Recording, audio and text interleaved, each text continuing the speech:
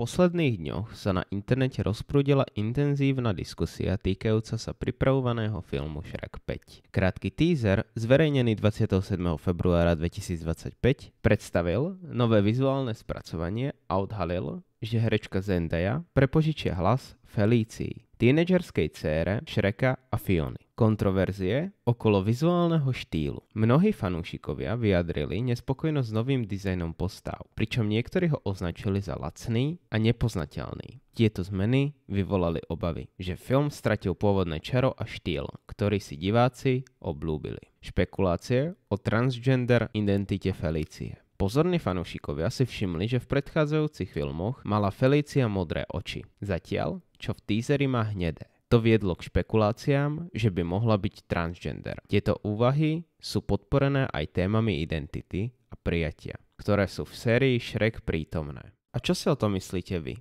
Tešíte sa na Shreka 5? Alebo vás nové zmeny sklamali?